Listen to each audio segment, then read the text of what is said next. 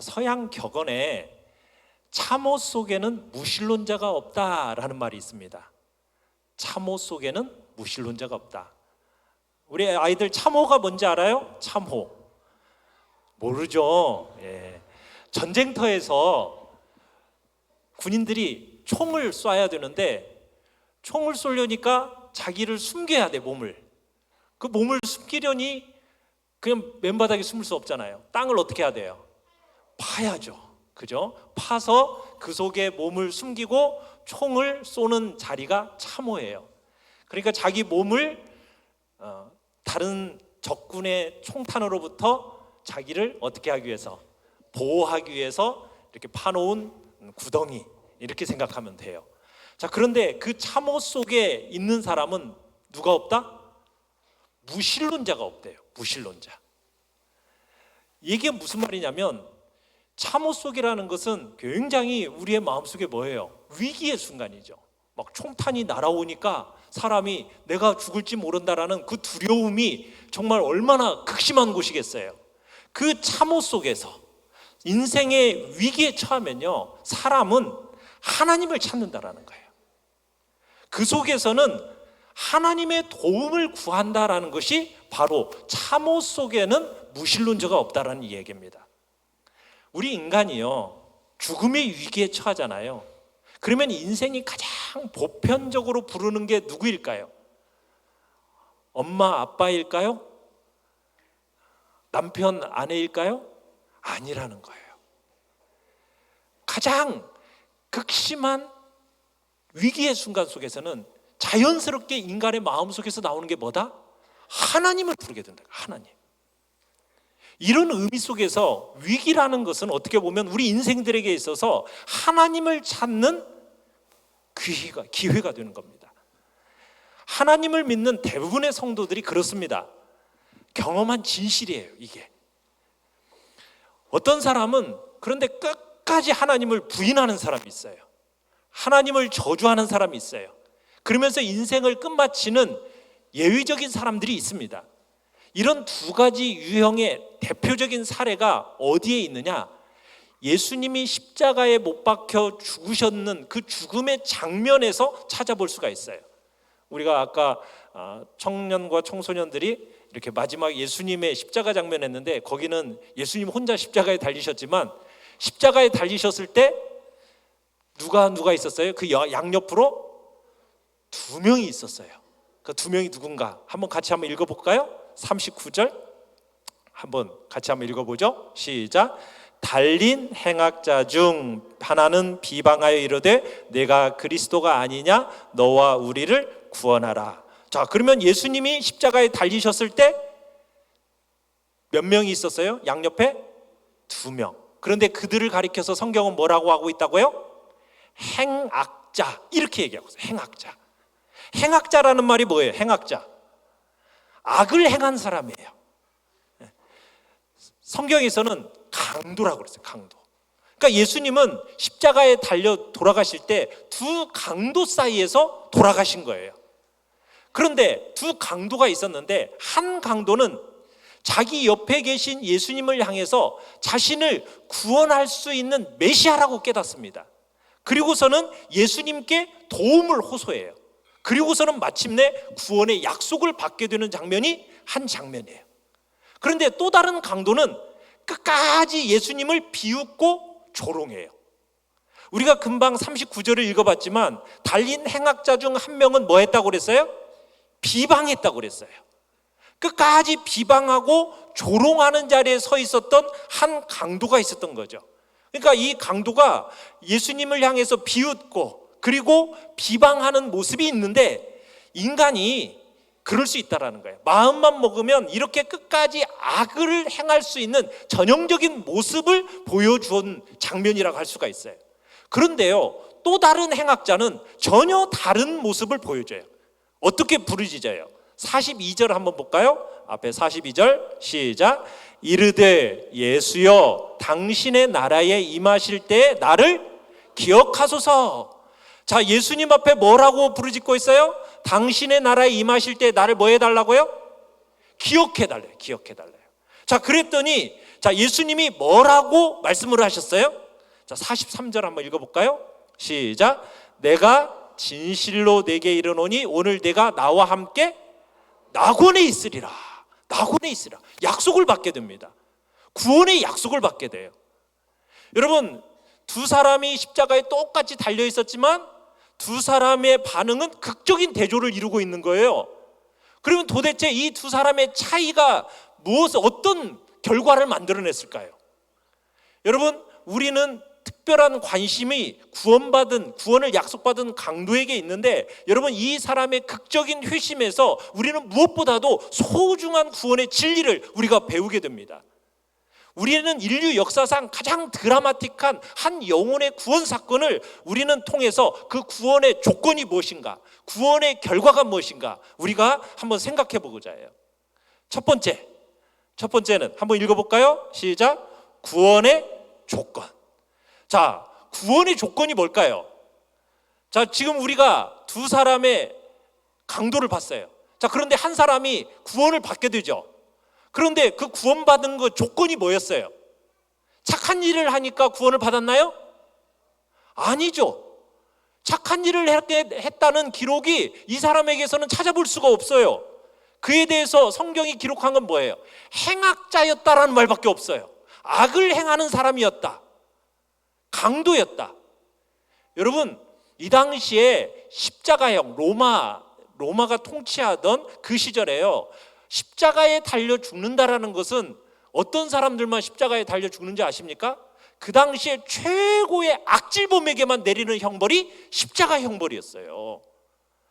그런데 지금 마지막 순간에 지금 이 사람은 인생에 있어서 지금까지 살아온 인생이 어떤 인생이었어요? 강도질하고 사람을 죽이고 그러면서 사람들의 물건을 빼앗으면서 어떻게 보면은 인생이 나쁜 짓만 하며 살아왔어요. 그러다가 죽는 것이 십자가의 죽음이었어요. 그리고 이 사람이 회개했다고 해서 새로운 인생을 살아갈 기회가 있어요, 없어요? 없어요. 왜요? 지금 그 자리에서 십자가에 달려 죽으니까요. 회개하자마자 죽어갔잖아요. 그러면은 이 사람이 구원받은 것은 그 강도에게서 어떤 선행이라는 것을 찾을 수가 있어요, 없어요? 없습니다. 강도는 그래서 선행으로 구원받은 것이 아닙니다. 구원은 선행에 근거하지 않는다라는 거예요. 성경은 우리에게 이야기합니다. 선행으로 구원받을 수 없다라는 거예요. 선행으로 구원받지 못한다는 거예요. 여러분, 선행 자체가 나쁘다는 얘기가 아닙니다. 선행 자체가 바람직해요. 그러나 이 선행이라는 것이, 착한 일을 하는 것이 우리를 구원을 얻는데 근거가 되느냐, 그것이 하나님을 완전히 만족시킬 수 있느냐, 아니라는 거예요. 성경에서 나타난 이 행악자의 구원에 대해서 우리가 무엇이 그 근거인가 우리가 한번 보고자 해요. 이 구원의 조건은 단 두 가지입니다. 첫 번째는 이 강도는요, 자신이 죄인이라는 사실을 인정했습니다. 그리고 두 번째는 예수님께 구원을 호소했습니다. 단 두 가지예요. 자, 41절 우리 같이 한번 읽어볼까요? 41절 시작. 우리는 우리가 행한 일에 상당한 보응을 받는 것이니 이에 당연하거니와 이 사람이 행한 것은 옳지 않은 것이 없느니라.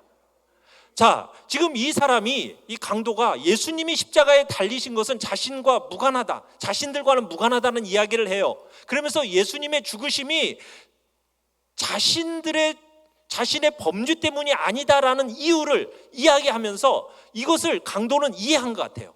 예수님은 저 자신의 죄 때문에 죽는 게 아니구나. 그런데 우리는 뭐야? 내가 행한 일에 대해서 상당한 보응을 받는다. 나는 내 죄 때문에 죽는 거야. 내가 죽는 것은 당연한 거야. 이렇게 인정을 한 거예요. 여러분, 그러니까 성경은 뭐냐? 죄를 인정하는 게 중요해요. 그리고 그 죄에 대해서 자복하는 것, 이게 용서에 이르는 길이라는 것을 우리에게 일관성 있게 가르쳐 줍니다. 그래서 성경 요한일서 1장 9절에서는 이런 말씀이 있어요. 우리 같이 한번 읽어보죠. 앞에 같이 한번 읽어봅니다. 시작. 만일 우리가 우리 죄를 자백하면 그는 미쁘시고 의로우사 우리 죄를 사하시며 우리를 모든 불의에서 깨끗하게 하실 것이요. 자, 우리가 우리 죄를 뭐 하면요? 자백하면, 우리의 죄를 인정하고 우리가 죄인됨을 인정하고 자백하면 하나님은 신실하시고 의로우신 분이셔서 우리의 죄를 용서하실 뿐만 아니라 우리를 모든 불의에서 깨끗하게 해주신대요. 여러분 시편 32편 5절에서도 또 동일한 얘기가 있습니다. 같이 한번 읽어보죠. 시작. 내가 이르기를 내 허물을 여호와께 자복하리라 하고 주께 내 죄를 아뢰고 내 죄악을 숨기지 아니하였더니 곧 주께서 내 죄악을 사하셨나이다. 자, 내 죄가 어떻게 용서를 받는다고요? 내 죄를 아뢰고 내 죄악을 숨기지 않고 내 죄악을 자복하면은 어떻다고요? 내 죄를 용서해 주신다는 거예요. 그래서 이 구원받은 강도에게서 첫 번째 중요한 사건이 뭐였다라는 거예요? 자신의 죄를 인정했던 거예요. 자신의 죄인됨을 인정하고 자기의 죄를 자백하는 그 순간 여러분 구원의 역사는 시작됨을 믿으시기 바랍니다. 구원의 역사는 자신의 죄인됨을 인정해서부터 시작되는 거예요. 그런데 죄의 자백만으로 구원이 이루어지느냐? 아니에요. 누구에게 나아가서 그 죄를 자백해야 됩니까? 바로 누구에게 구원을 호소하느냐가 너무나도 중요해요. 누구에게 호소해야 돼요? 여러분 인간은 인간을 용서할 수 있을까요? 없을까요? 인간이 인간을 용서할 수 없습니다. 인간의 법정도요 최후의 심판자일 수는 없어요. 인간의 법정이 인간의 최후의 심판자 노릇을 할 수 없다라는 겁니다. 성경에서는 메시아의 나라만이 완전한 공의가 실현되는 유일한 나라라고 이야기를 하고 있어요. 그래서 메시아가 되신 그분만이 인류로 공의로 심판할 수 있다라는 이야기를 합니다. 그래서 회개한 강도가 42절에서 그런 얘기를 했던 거예요. 당신의 나라에 임하실 때라는 표현을 써요. 당신의 나라. 여기서 표현하는 바가 아주 중요한 거예요. 당신의 나라가 누구예요? 바로 예수님의 나라. 하나님의 아들 예수님의 나라. 온 인류의 구원과 심판을 위해서 보내신 메시아. 그 예수님 그분을 구세주로 믿는 것이 중요한 거예요. 그래서 당신의 나라에 임하실 때 나를 기억해 주십시오. 여러분 사도행전 2장 21절에서 그런 얘기를 합니다. 같이 한번 읽어볼까요? 시작. 누구든지 주의 이름을 부르는 자들에게는 구원을 받으리라. 뭐 한다고요? 주의 이름을 부르는 자는, 예수님의 이름을 불러서 그분에게 구원을 호소하는 자는 어떻게 된다고요? 구원을 받게 된다는 거예요. 여러분 지금 이 강도는 그 주님의 이름을 부르고 있었던 거예요. 예수여 당신의 나라에 임하실 때 나를 좀 기억해 주십시오. 예수님의 이름의 뜻을 알았던 거예요. 예수님의 이름의 뜻이 뭐예요? 구원자란 뜻이거든요. 그래서 사도행전 4장 12절에서 이렇게 얘기를 하고 있습니다. 같이 한번 읽어볼까요? 시작. 다른 이로서는 구원을 받을 수 없나니 천하 사람 중에 구원받을 만한 다른 이름을 우리에게 주신 일이 없음이라. 여러분 다른 사람으로서는 구원받을 수 있대요 없대요? 없어요. 천하 모든 사람 중에 구원받을 만한 이름을 하나님은 단 한 이름만 주셨다라는 거예요. 그 이름이 뭐라고요? 예수라는 이름. 그 이름을 통해서 구원을 얻도록 하나님께서 그 이름을 주신 거예요. 여기 오신 모든 분들 여러분의 구원을 위해서 예수의 이름을 불러보지 않으시겠습니까? 한번 불러볼래요? 예수님. 여러분 아마 어떤 사람은 여기 계신 분 중에 이런 생각을 하신 분도 있을 거예요. 나는 저렇게 악행을 행한 나는 강도와 같진 않아. 그래도 내가 얼마나 비교적 양심적으로 착하게 살았는데 내가 저 강도하고 비교가 돼? 내 인생 속에서 그러니 나는 그런 구원은 필요 없어. 내 스스로 구원받을 수 있어. 혹시 이렇게 생각하시는 분 계시는가요? 여러분, 성경에서 악행에서 자유로운 인생은 하나도 없다라는 것이 성경의 이야기입니다. 오죽하면 성경의 유머에서 이런 얘기가 있는지 아세요? 어떤 서양 부자가 임종의 자리에 있게 됐어요.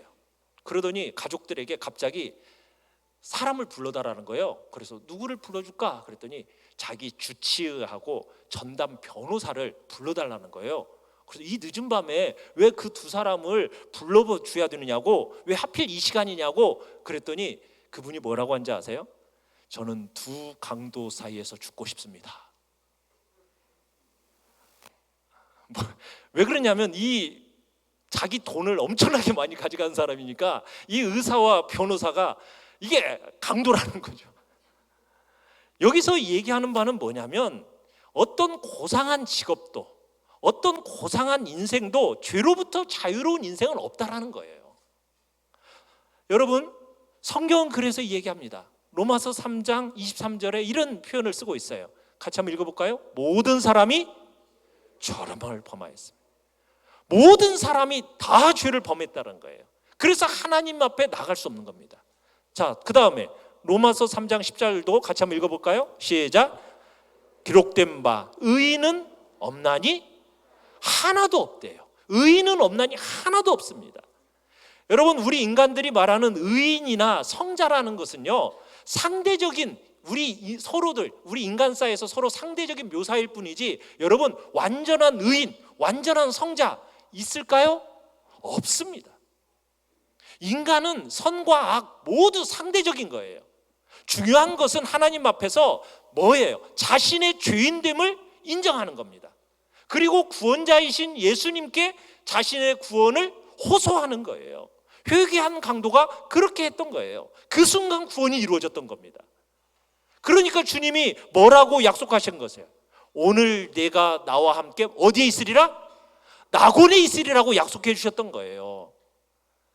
자, 그러면 구원의 결과는 무엇이겠습니까? 구원의 결과. 여러분, 구원 받았다는 거.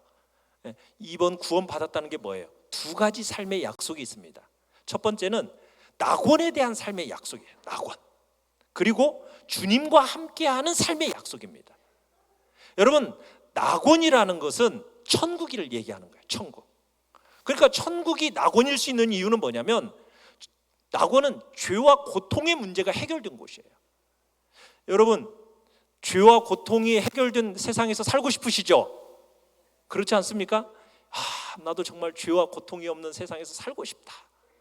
그런데 성경에서 묘사하는 여러분 천국의 상태를 우리 같이 한번 읽어볼까요? 요한계시록 21장 4절입니다. 같이 한번 읽어봅니다. 시작. 모든 눈물을 그 눈에서 닦아주시니 다시는 사망이 없고 애통하는 것이나 곡하는 것이나 아픈 것이 다시 있지 아니하리니 처음 것들이 다 지나갔음이로라. 여러분, 천국에는 뭐가 없대요? 눈물이 없습니다. 더 이상의 죽음도 없습니다. 질병, 고통스러운 질병도 없습니다. 늙는 것도 없어요. 여러분, 그런 모든 문제가 해결되어지는 곳, 그곳이 바로 낙원이고 천국입니다. 그 낙원과 천국에 가는 사람 누가 간다고요? 자신의 죄를 인정하고 회개해서 죄 용서함을 받은 사람이 가는 곳, 그곳이 낙원입니다. 그곳을 위해서 우리 주님께서 예배해 놓으셨어요. 여러분, 인생의 결론은 둘 중에 하나예요. 뭐예요? 천국이든가 지옥이든가, 아니면은 구원이든가 멸망이든가, 둘 중에 하나입니다. 여러분은 어떤 결론을 원하세요? 여러분에게 있어서 여러분의 인생은 지금 어디를 향하고 가고 계십니까? 구원이라는 것은 바로 낙원의 소망을 이루게 하는 유일한 길이 되는 겁니다. 어떻게 보면 인간 역사는요, 낙원을 찾는 역사예요. 낙원을 찾는 역사. 그래서 사람들이 이 땅에다가 뭘 이루고 싶어 해요? 지상 낙원을 이루고 싶어 했어요. 그래서 사람들이 얼마나 자기 나름대로 지상 낙원을 만들려고 애를 썼습니까? 근데 지상 낙원이 이 땅에 있어요, 없어요? 없어요. 없어요. 이 땅엔 지상에 낙원이 없는 거예요. 그래서 예수님께서 그 낙원을 준비하기 위해서 십자가에 달려 죽으시고 3일 만에 부활하셨다가 40일 만에 하늘로 승천하셔서 하나님 보좌 우편에서 우리를 위하여 집을 예비해 놓고 계신다 말씀하고 계시는 거예요. 자, 같이 한번 읽어보죠. 요한복음 14장 2절로 3절 같이 한번 읽습니다. 시작. 내 아버지 집에 거할 곳이 많도다. 그렇지 않으면 너희에게 일렀으리라. 내가 너희를 위하여 거처를 예비하러 가노니 가서 너희를 위하여 거처를 예비하면 내가 다시 와서 너희를 내게로 영접하여 나 있는 곳에 너희도 있게 하리라. 여러분, 하나님께서, 우리 주님께서 우리를 위해서 예배해 놓으신 좋은 곳이 준비되어져 있습니다. 믿으시길 바라요. 그리고 예수님은 여러분을 이 천국으로 인도하는 유일한 길이 되십니다. 예수님께서 그래서 이 지상을 떠나기 전에 이런 말씀을 하셨던 거예요. 요한복음 14장 6절도 같이 한번 읽어볼까요? 시작. 내가 곧 길이요 진리요 생명이니 나로 말미암지 않고는 아버지께로 올 자가 없느니라. 여러분, 예수님만이 하나님께로 가는 유일한 길이 되십니다. 천국으로 가는 유일한 통로가 바로 예수님이에요. 여러분, 이 구원에 따른 결과는 바로 고통이 없는, 어떻게 보면 우리에게 죄가 없는 낙원인데, 그것뿐만이 아니라 우리에게 있어서 구원의 결과는 뭐냐? 예수님과 함께 누리는 삶입니다. 그곳은 예수님의 임재가 충만한 곳이에요. 그래서 43절에서 이렇게 표현하고 있는 거예요. 43절 보시면은 뭐라고 얘기하고 있어요? 오늘 내가 나와 함께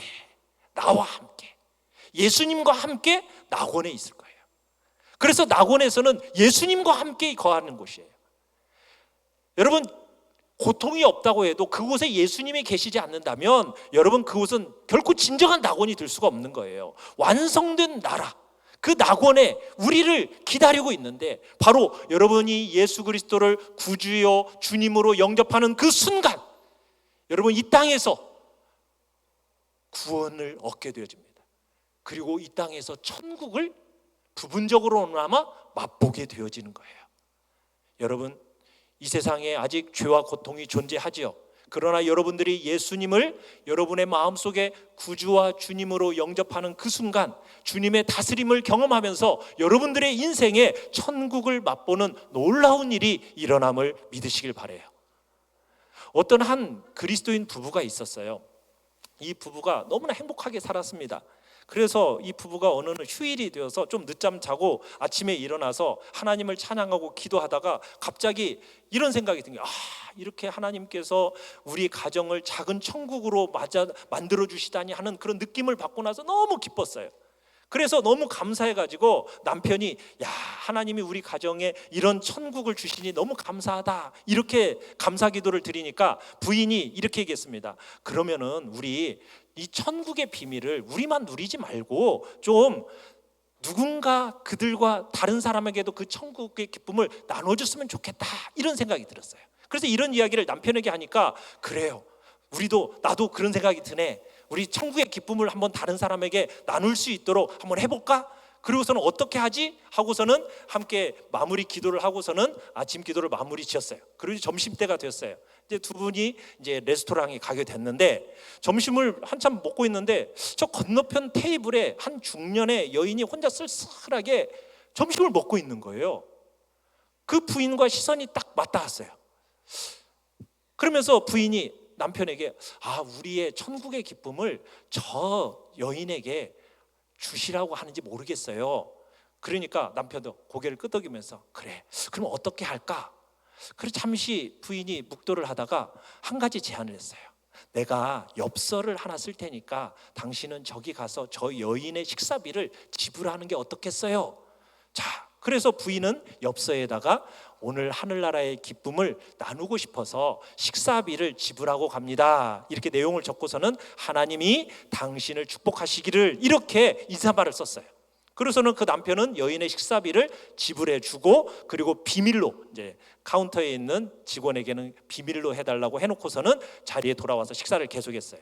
이제 잠시 후에 그 식사가 끝난 여인이 카운터로 가서 식사비를 지불하려고 하니까 이미 지불되어 있는 거예요. 그러면서 카드가 딱 전달되어졌어요.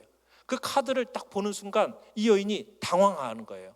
그러면서 카운터 옆자리에 있던 종이 하나를 딱 꺼내더니 볼펜으로 뭔가를 막 적어요. 멀리서도 바라보니까 뭔가를 적는데 그 여인이 손수건에 손수건을 꺼내가지고 눈물을 닦는 모습이 보이는 거예요. 한참 심각하게 생각하다가 뭔가를 적어 내려가더니 그리고는 그 카운터에 있는 사람에게 뭔가를 부탁하고는 황급하게 식당을 떠났어요. 이제 잠시 후에 이 부부가 그 종이를 받아들게 됐어요. 그랬더니 그 종이에 이런 메시지가 적혀 있었대요. 누군지 모르는 하나님의 천사에게. 저는 교회를 꽤 오랜 다녔어요. 요즘에는 저는 하나님도 없고 천국도 없다라는 결론을 내리고 말았어요. 저는 우울증으로 굉장히 힘들게 살았거든요. 그렇게 고생하다가 남편에게 버림받았어요. 그 뒤에 정말 사랑 없는 세상을 살아간다는 것이 너무나도 힘들어서 이 세상을 떠나기로 결심을 했어요.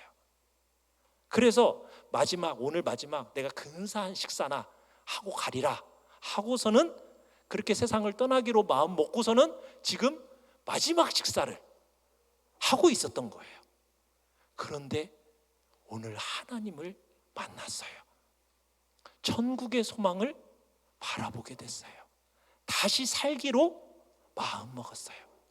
당신은 천국에서 보낸 천사입니다. 감사합니다. 다시 교회의 품으로, 하나님의 품으로 돌아가겠습니다. 이런 글이 적혀 있었다라는 거예요.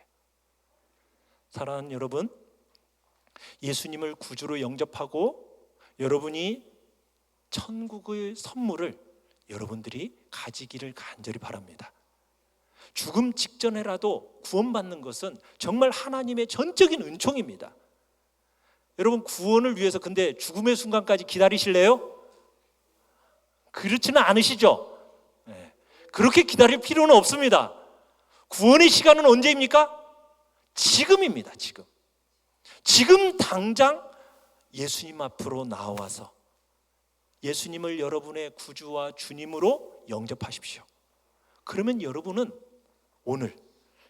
천국 시민이 되어질 것입니다.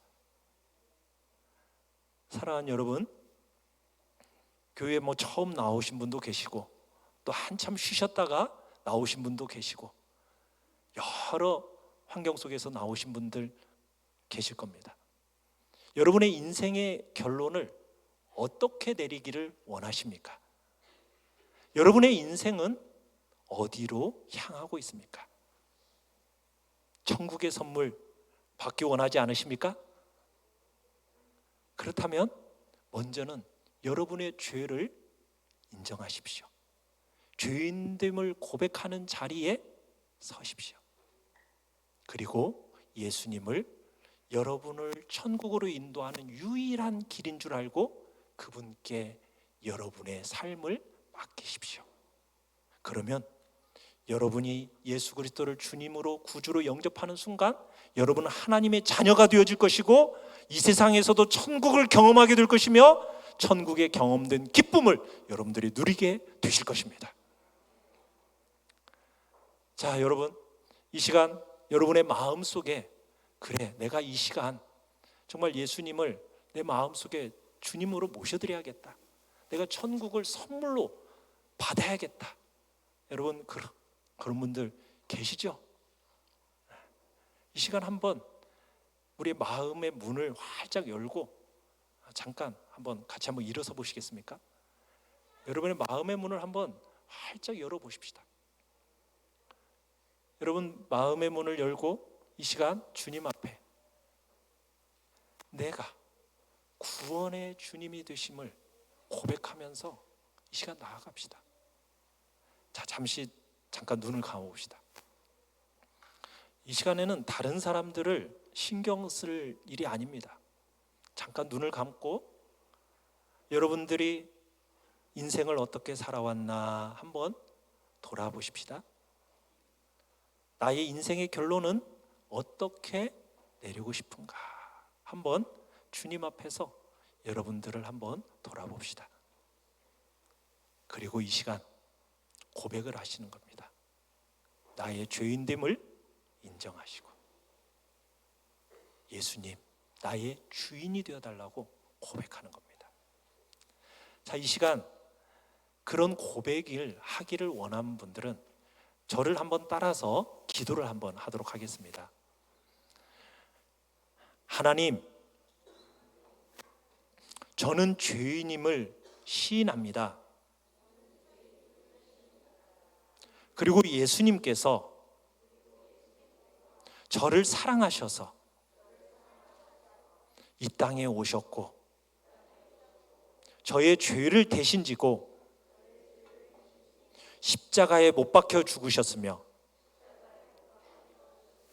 부활하신 사실을 믿고 감사드립니다. 이제 예수님을 저의 구세주와 주인으로 제 마음에 모셔드립니다. 제 마음에 들어오셔서 제 삶을 다스려 주옵소서. 예수님의 이름으로 기도합니다. 아멘. 제가 기도하겠습니다. 하나님, 우리의 인생